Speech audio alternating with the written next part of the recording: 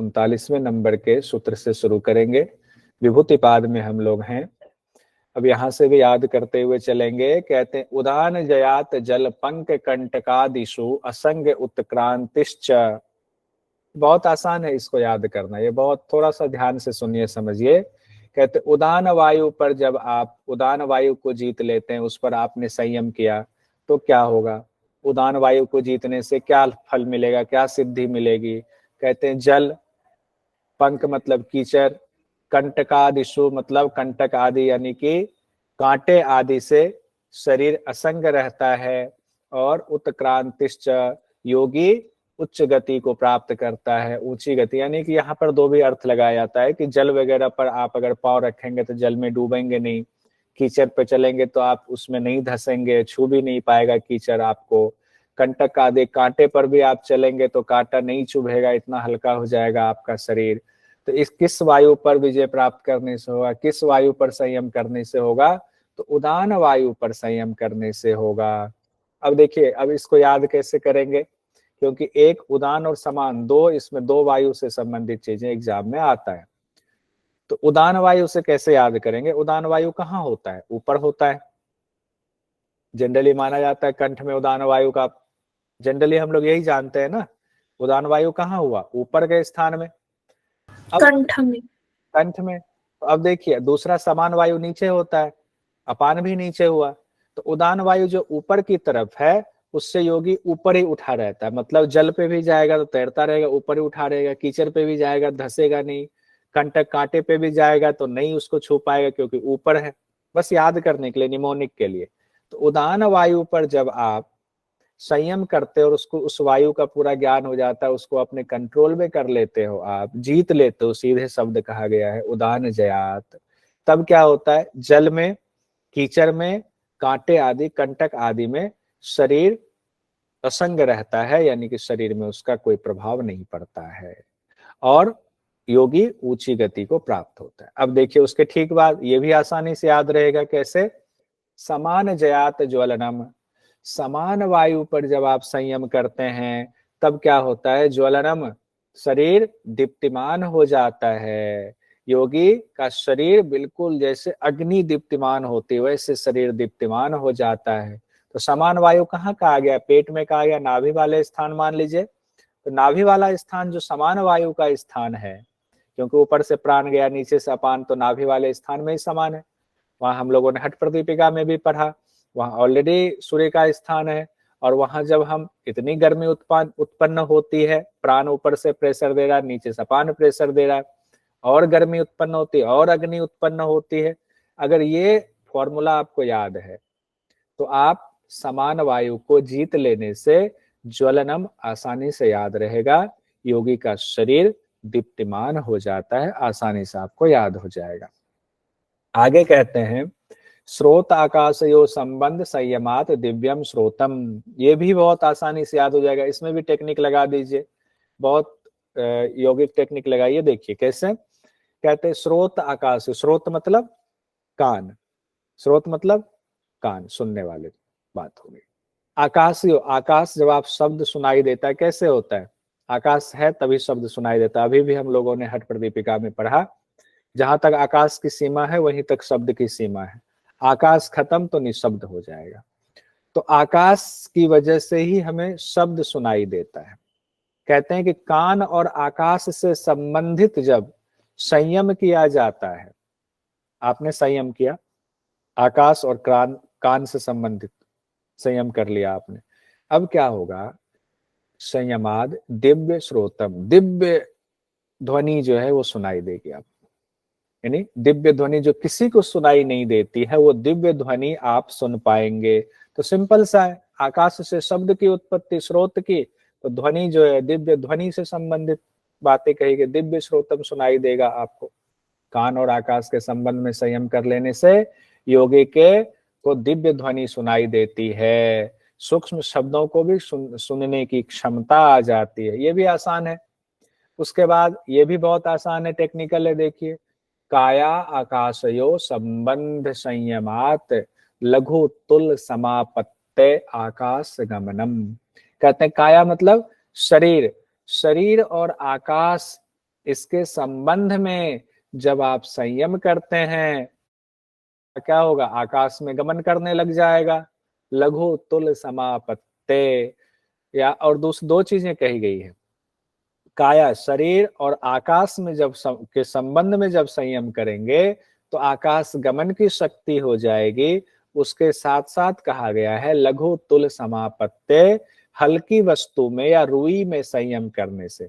लघु तुल मतलब बहुत हल्की वस्तु में अगर आप संयम करते हैं तो भी आपको क्या होता है, आकाश गमन की शक्ति आ जाती है। समापत्ति मतलब संप्रज्ञात समाधि प्राप्त होने पर क्या होता है, आकाश गमन की शक्ति हो जाएगी जब हल्की वस्तु में आप करते हैं। तो दो चीजें हुआ, काया आकाश यो हो गया, आकाश गमन की शक्ति हो जाएगा। काया शरीर में, आकाश में उड़ने लग जाएगा। बस एग्जाम में याद करने के लिए है। उसके बाद कहते हैं बहिर्कल्पिता वृत्ति महाविदेहा ततः प्रकाश आवरण क्षय। कहते हैं कि बहिर्कल्पिता शरीर के मन का संबंध छोड़कर बाहर के किसी पदार्थ में मन की वृत्ति विदेहा अवस्था हो जाती है, यहाँ शरीर का अभिमान खत्म हो जाता। विदेहा अवस्था मतलब इस देह का अभिमान नहीं रह जाता है। तब महाविदेहा की स्थिति जब आती है, बहिर्कल्पिता वृत्ति होने से जब महाविदेह की स्थिति आती है, तब क्या होता है, योगी के प्रकाश पर परा आवरण नष्ट हो जाता है। कौन सा प्रकाश, कैसा आवरण? कहते हैं योगी का प्रकाश कौन सा है, आत्मा का तो असली प्रकाश है। हम तो आत्मा है, हमने प्रकृति को, शरीर को अपना मान लिया, यही गड़बड़ हो गई। तो क्या हुआ, हमारा जो आत्मा पर प्रकाश पड़ा हुआ, जो आत्मा का प्रकाश है, उस पर जो ये प्रकृति रूपी आवरण है, ये इतने मल पड़े हुए हैं कि हम कभी इस चीज में लटके हुए, कभी उसमें, कभी इंद्रियों से संबंधित चीज में, कभी घोड़ा गाड़ी घर बंगला में लटके हुए हैं। ये सारे आवरण नष्ट हो जाते हैं, तब हमें उस प्रकाश का दर्शन होता है। यानी क्लेश कर्म, कर्मों के फल का क्षय हो जाता है। व्यास भाष्य में इसी को क्या कहा गया है, शरीर से बाहर मन की वृत्ति विदेहा नामक धारणा है। ये विदेहा शब्द है ना, ये हो सकता है परेशान करे। तो व्यास भाष्य में कहा गया है, शरीर से बाहर जब मन की वृत्ति होती है, किसी स्थान पर मन लगाते हो, तो विदेहा नामक धारणा है। और अन्य व्याख्या में जगह, कई जगहों पर कहा गया है, शरीर में मन के रहते हुए उसका बाहर के पदार्थों से संबंध करके योगी इस धारणा की सिद्धि करता है। जितनी आसानी से हम लोग पढ़ ले रहे हैं उतना आसान है नहीं ये, इसके अर्थ बहुत व्यापक हैं और बहुत सारी चीजें इसमें व्याख्या हमारे आपके वश की नहीं है, क्योंकि जिसने इसको जिया नहीं, जिनको गुरु मिला नहीं, वो इस चीज की सही व्याख्या, कई सूत्रों की सही व्याख्या नहीं हो सकती है। तो परीक्षा की दृष्टि तक तो बहुत अच्छा है, तो साधना की दृष्टि से गुरु की जरूरत होती है। उसके बाद कहते हैं 44वें नंबर के सूत्र में कि स्थूल स्वरूप सूक्ष्म अन्वय अर्थ तत्व संयमाद भूत जय है।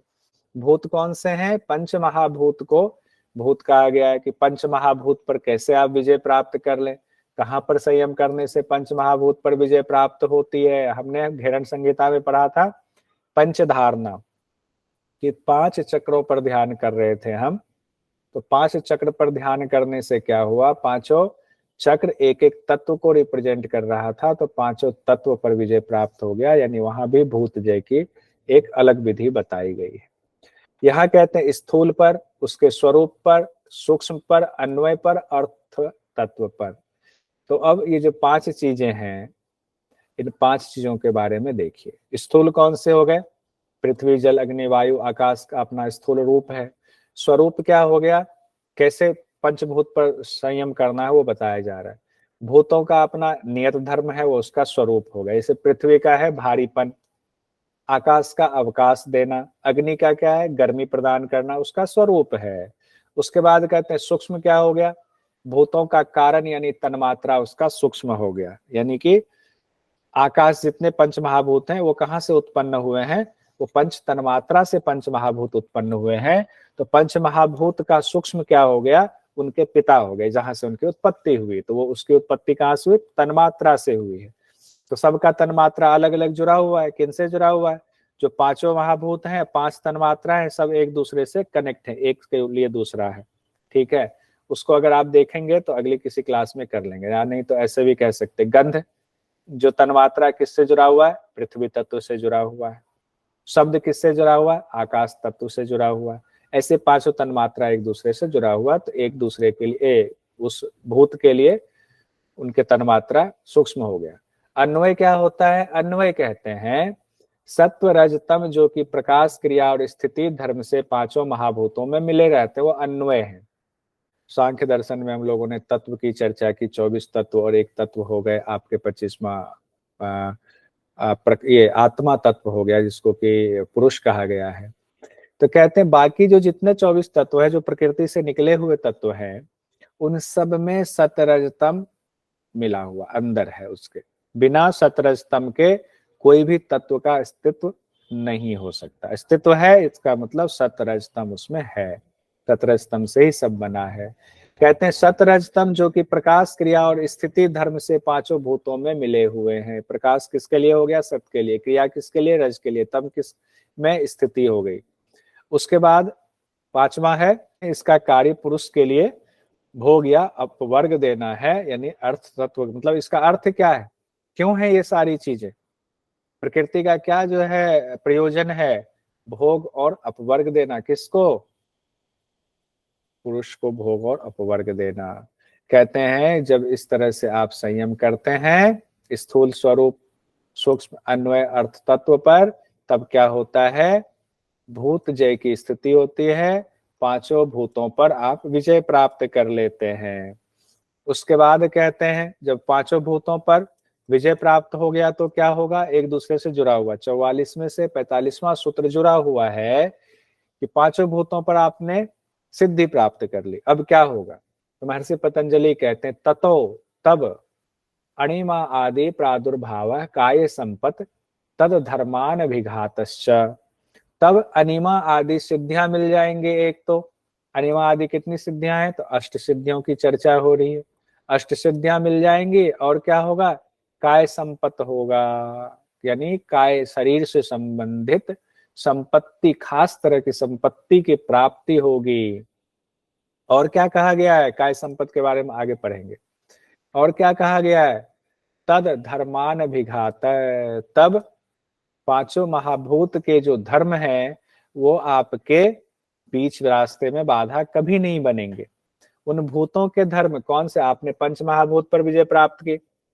अग्नि का क्या है गुण, जला देना किसी चीज को, गर्मी, वो आपके लिए बाधा उत्पन्न नहीं होगी। अग्नि का आपके शरीर पर कोई प्रभाव नहीं होगा क्योंकि आपने पांचों महाभूत पर सिद्धि प्राप्त। जल का क्या है, गहरे जल में आप डूब जाओगे, लेकिन जल में आप नहीं डूब सकते, क्यों, क्योंकि आपने पांचों भूत पर सिद्धि प्राप्त कर ली। तो वही कह रहे हैं कि जिन भूतों के जो धर्म हैं वो आपके रास्ते में कभी बाधा नहीं बन सकते। तो तीन चीजें हो गई ना, अनिमा आदि सिद्धियां मिल गई, काय संपत्ति की प्राप्ति हो गई, भूतों के धर्म बाधा नहीं बनते। ये किस चीज से हुआ, ये जो हमने 44वें नंबर के सूत्र में पढ़ा उससे हुआ। कहते हैं कौन सा, स्थूल स्वरूप सूक्ष्म अन्वय अर्थ तत्व, इसकी वजह से भूतजय हुआ, और भूतजय होने से तीन चीजें प्राप्त हुई, अनिमा आदि सिद्धियां, काय संपत, भूतों के धर्म बाधा नहीं बनते। अष्ट सिद्धियां क्या होती हैं, अणिमा आदि सिद्धियां, अणिमा, लघिमा, महिमा, गरिमा, प्राप्ति, प्राकाम, वशित्व, ईशित्व, ये याद कर लीजिएगा। अष्ट सिद्धियां कई जगहों पर चर्चा होती है, हठ योग के ग्रंथों में भी चर्चा है। तो ये आठों सिद्धियां आपको पता होनी चाहिए।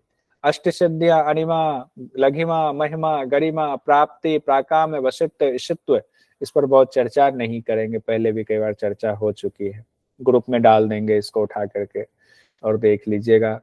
उसके बाद आगे कहा गया है 46वें नंबर के सूत्र में, रूप लावण्य बल वज्र संहनन त्वानि काय संपत, जो ऊपर बात आ रही थी ना, काय संपत, काया से संबंधित संपत्ति की प्राप्ति होती है। वो काय संपत्ति क्या है, इससे संबंधित बहुत क्वेश्चन पूछे जाते हैं। कहते रूप लावण्य बल और वज्र ये काय संपत्ति है। तो काय संपत्ति कितने हो गए, चार हो गए। कौन से काय संपत्ति है, काय संपत्ति रूप लावण्य बल और वज्र, रूप लावण्य बल और वज्र, एकदम सीक्वेंस में याद कर जाइए, माइक ऑफ रखते हुए 4 बार बोल जाइए, रूप लावण्य बल और वज्र, रूप लावण्य बल और वज्र, रूप लावण्य बल और वज्र, रूप लावण्य बल और वज्र। ये आपके हो गए काय संपत्ति रूप, सुंदर रूप वाला, लावण्य उसमें विशेष कांति से युक्त हो, बल क्या बहुत बलवान, वज्र क्या हुआ पत्थर जैसा दृढ़ हो जाए। तो ये काया से संबंधित चीजें कही गई है, शरीर से संबंधित चीजें। ये कब हो रहा है? जब आपको भूत जय की स्थिति हो रही है। अब उसके बाद आगे कहते हैं कि अभी हमने क्या करा, भूत जय पंच महाभूत पर हमने संयम किया, उस पर समाधि कर रहे थे तो हुआ। हमने शुरुआत में पढ़ा था ना, पहले स्थूल पर समाधि करेंगे, फिर उसके बाद सूक्ष्म पर समाधि करेंगे।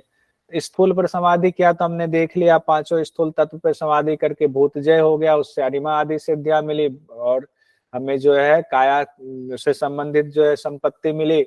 और क्या हुआ, वो भूत के जो धर्म है हमारे मार्ग में बाधा नहीं बनेंगे। अब भूत की बात हो गई, अब किस पे आएंगे? इंद्रियों पे, उससे सूक्ष्म वाले पे आ जाएंगे।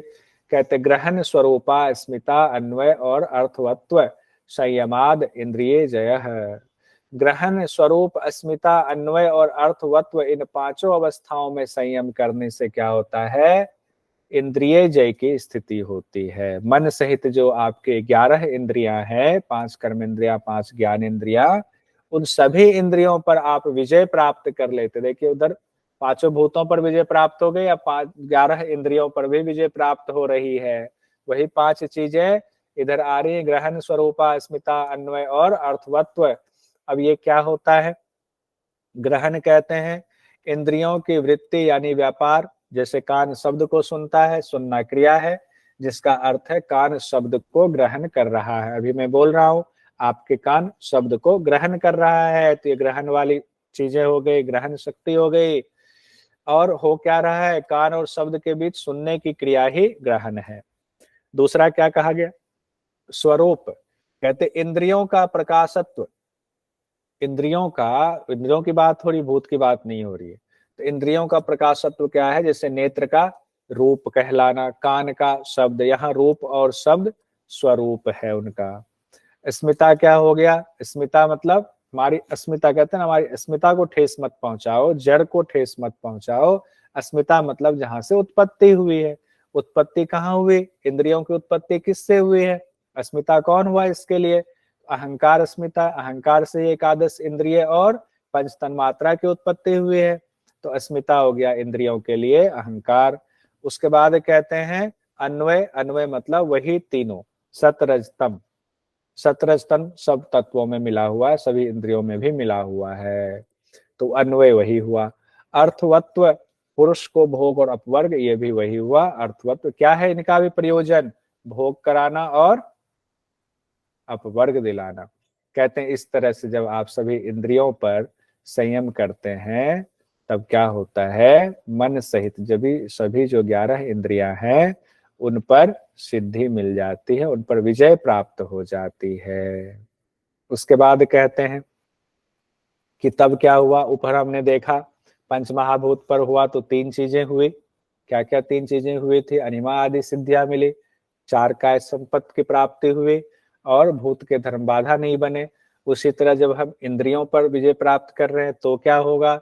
तो महर्षि पतंजलि कहते हैं ततो मनोज वित्वंग विकरण भाव प्रधान जयश्च। यानी कि तब इंद्रिय जय सिद्धि से मनोज वित्व, शरीर की गति मन के सदृश हो जाती है।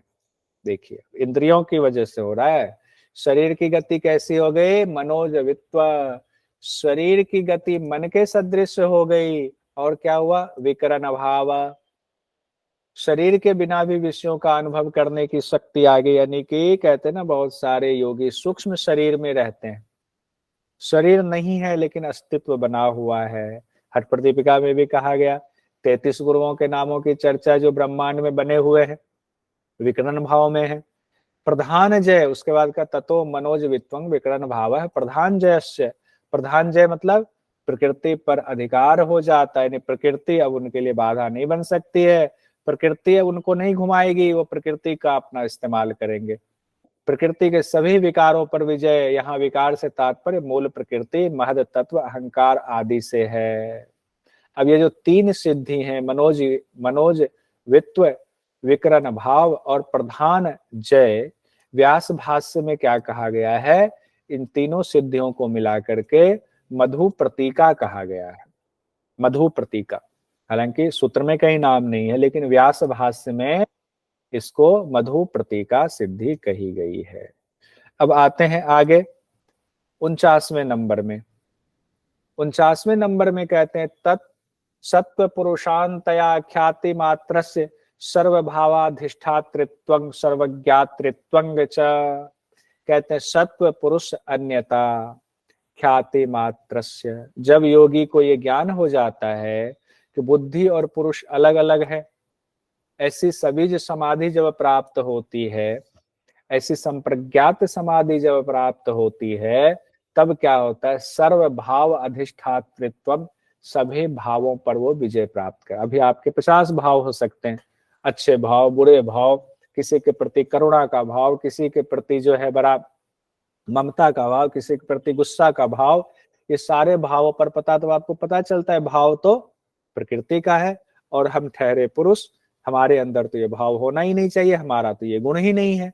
तो आप सभी भावों पर विजय प्राप्त कर लेते। कब होता है, जब सत्व पुरुष यानी कि प्रकृति और पुरुष का अलग अलग आपको ज्ञान हो जाता है।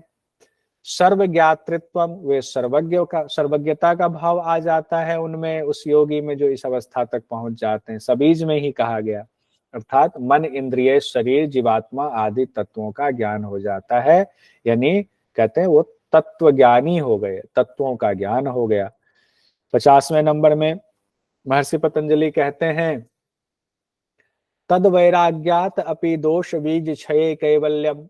ऊपर बताए गए सिद्धियों में भी, जब ऊपर की जो सबीज सिद्धि कहा गया है कि सबीज समाधि आपकी हो गई, अब आपकी स्थिति ऐसी हो गई है, कहते हैं तब जब उन सिद्धियों में भी, और जो ऊपर सिद्धियां बताई गई हैं, अणिमा आदि सिद्धियां हैं, काय संपत वगैरह है, ऊपर बताए गए सिद्धियों में भी जब आपका वैराग्य हो जाए, क्या करना इन सिद्धियों का, क्या ये सिद्धियां भी तो हमें उलझाने वाली, फिर हमें ये कर्मों में लगाएंगे, अच्छे बुरे कर्मों में, फिर उससे अच्छा लगाएंगे तो अच्छे कर्म होने से फिर जो है जन्म तो लेना पड़ेगा।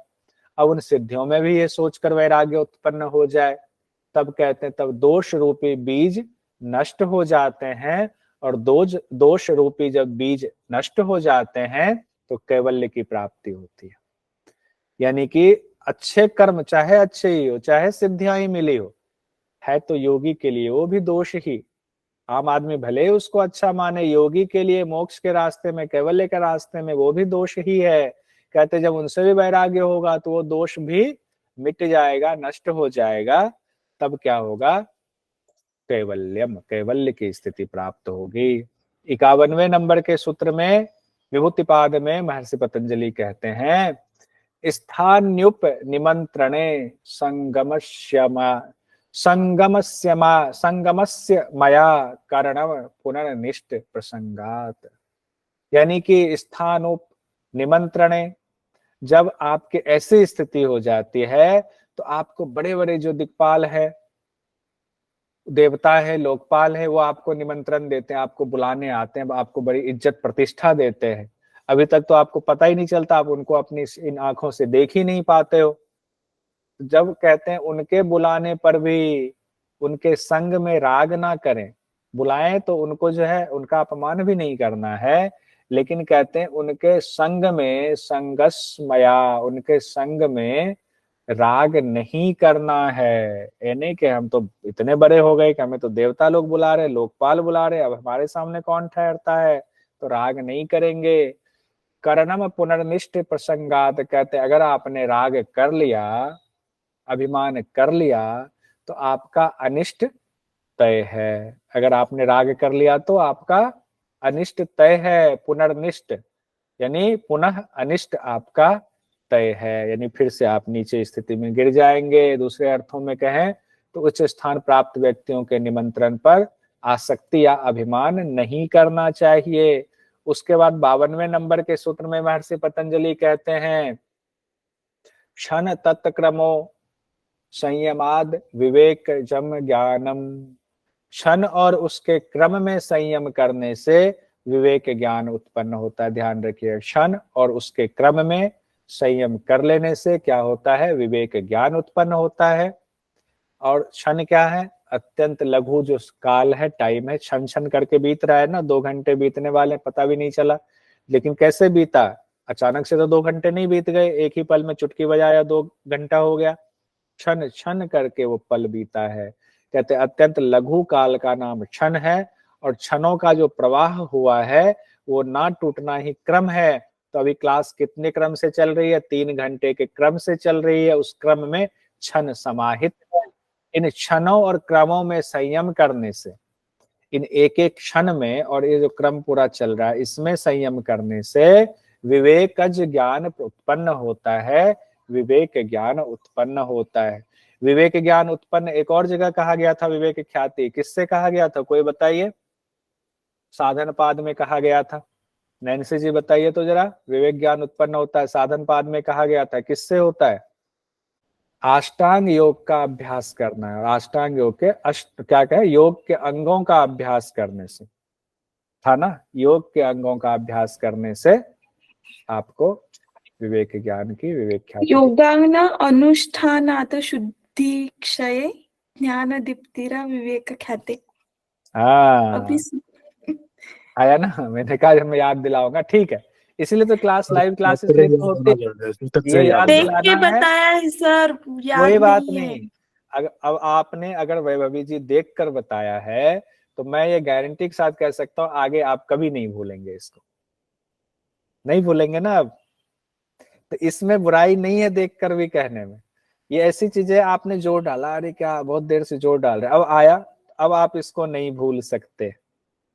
इसीलिए लाइव क्लास में देख करके भी बोलने में कोई दिक्कत नहीं है, कोई चोरी नहीं हो रही कि आपने चोरी किया और पकड़े गए तो आपको एग्जाम से रेस्टिकेट कर दिया जाएगा, ऐसा नहीं है। ये तो आपके फायदे के लिए आपने देख करके भी बताया, इसका मतलब आपने अपने दिमाग को काम दिया, कोशिश की, मेहनत किया, और फिर जा करके आपने ये निकाल लिया। बहुत सुंदर। उसके बाद कहते हैं 53वें नंबर के सूत्र में, विभूति पाद में महर्षि पतंजलि, अब देखिए वहां पर तो कहा गया था अष्टांग योग के लिए, और यहाँ पर क्या कहा गया, क्षण तत्क्रम योग। तो एक जगह लिख लीजिए कि विवेक ख्याति, विवेक ज्ञान की बात आ रही है, तो विभूति पाद में कहा गया क्षण और उसके क्रम में संयम करने से विवेक ज्ञान की प्राप्ति, और वहां साधन पाद में कहा गया योग के अंगों का अनुष्ठान करने से ये होगा।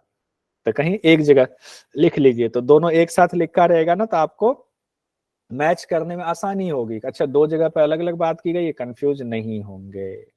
नोट जरूर कर लीजिए, कह रहा हूं नोट कर लीजिए, या आप कहेंगे तो मैं यहाँ पर भी नोट में लिख देता हूँ। साधन पाद में क्यों नहीं आ रहा है, साधन पाद में भी कहा गया है कि योग के अंगों का अनुष्ठान करने से विवेक ख्याति आती है।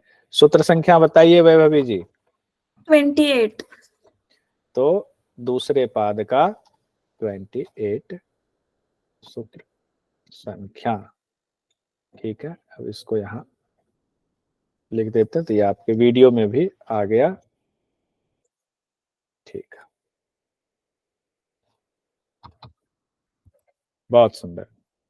उसके बाद कहते हैं 53वें नंबर के सूत्र में महर्षि पतंजलि, जाति लक्षण देश अयतान वक्षेदात तुल्यो प्रतिपत्ति।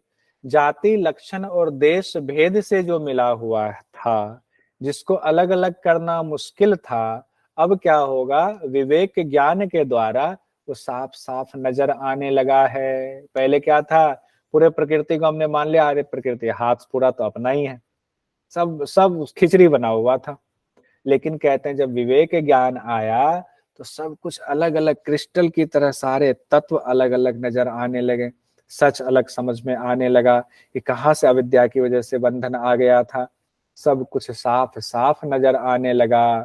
उसके बाद कहते हैं 54वें नंबर के सूत्र में, विभूतिपाद में, तारकम सर्व विषयम सर्वथा विषयम क्रमम चेति विवेकजम ज्ञानम। विवेक ज्ञान की विशेषता बता रहे हैं कि विवेक ज्ञान जो आया, जिसकी वजह से सब कुछ अलग अलग करना मुश्किल था लेकिन सब साफ साफ नजर आने लगा। कहते हैं वो विवेक ज्ञान कैसा है, जो इस भव सागर से तारने वाला है, तारकम सर्व विषयम, सभी जो विषय जो आपके संशय वाले विषय हैं सभी विषयों का समाधान कर देगा, इस भव सागर से तार देगा। सबको जानने वाला है, सर्वथा विषयम, वो विवेक ज्ञान जिसको हो गया सब कुछ जानने वाला है, सबको जानने वाला है। सब प्रकार से क्रम चेती, सब प्रकार से सब क्रम से जानने वाला हो जाता है और बिना क्रम के भी जानने वाला हो जाता है, वह विवेक ज्ञान है। तो विवेक ज्ञान की विशेषता बताते हैं कि विवेक ज्ञान ऐसा क्या है कि सब कुछ साफ साफ नजर आने लगता है, सारी सच्चाई सामने आ जाती है। कहते विवेक ज्ञान से, विवेक ज्ञान इस भवसागर से तारने वाला है, सबको जानने वाला है, सब प्रकार से जानने वाला है, बिना क्रम के भी जानने वाला है, वह विवेक ज्ञान है। उसके बाद अंतिम जो सूत्र है विभूति पाद का, उसमें कहते हैं सत्व पुरुषयो शुद्धि साम्ये कैवल्यम, बुद्धि और पुरुष यानी आत्मा, इन दोनों की, पुरुष यानी आत्मा, बुद्धि मतलब प्रकृति की बात हो रही है। कहते बुद्धि और पुरुष इन दोनों की जब समान रूप से शुद्धि हो जाती, सत्व पुरुषयो शुद्धि साम्ये, तब क्या होता है, कैवल्य की प्राप्ति होती है। और कैसे हुआ, विवेक ज्ञान के द्वारा हुआ। विवेक ज्ञान से सबको अलग अलग जानने लग गए, दोनों की शुद्धि हो गई, प्रकृति की भी पुरुष की भी, और समान रूप से जब शुद्धि हो गई, शुद्धि साम्य, तो कैवल्य की प्राप्ति हो गई, कैवल्य की स्थिति हो गई। ठीक है, यानी कि जीवात्मा, आत्मा में क्या हुआ, भोग की इच्छा खत्म हो गई, वैराग्य पूरी तरह स्थित हो गया, तो बुद्धि की शुद्धि हो गई आपकी, वो उसकी शुद्धि हो गई, किसकी, जीवात्मा की शुद्धि हो गई। तो इस तरह से हमारा विभूति पाद भी कंप्लीट हो गया। लेकिन ध्यान रखिएगा जो अंतिम हमारा सूत्र है वो कैवल्यम पर जाकर के खत्म हुआ है, यानी प्रकृति और पुरुष की समान रूप से शुद्धि कर दिया, कैवल्य के लिए बता दिया। अब जो कैवल्य पाद हम आएंगे चतुर्थ, उसकी शुरुआत होगी 5 अलग तरह की सिद्धियों से होगी, हम वहां से अगली क्लास में शुरू करेंगे। ठीक है, तो आज की क्लास यहीं पर हम संपन्न करेंगे। और एक मैं किन्हीं को देना चाहता हूँ होमवर्क, या सब लोगों को होमवर्क दे देते हैं। एक कैवल्यम, कैवल्यम कहाँ कहाँ आया हुआ है कैवल्य पाद के अलावे, उस कैवल्यम को वो सूत्र सहित एक जगह करके निकाल करके सब लोग कल की क्लास में लेकर आइएगा, अपने अपने नोट्स में लिख करके। ठीक है, तो सब ध्यान रखिए, वैभवी जी, अक्षय जी ध्यान रखिए, कल मैं पूछूंगा आपके लिए, ये होमवर्क है कैवल्यम। क्योंकि देखिए ये इसलिए कह रहा है, ये परेशान करेगा आपको, जैसे विवेक ख्याति परेशान कर रहा था कि विवेक ख्याति एक जगह और आया, पूछ दिया जाए तो दिक्कत हो जाएगी, तो वहां किस सेंस में विवेक ख्याति कहा गया, यहाँ किस सेंस में कहा गया, तो ध्यान रखना है। उसी तरह कैवल्यम के शब्द का इस्तेमाल और भी कई जगह पर आया हुआ है, तो इसको भी एक साथ आप सब नोट करके सारे सूत्र सहित कल की क्लास में लेकर आएंगे।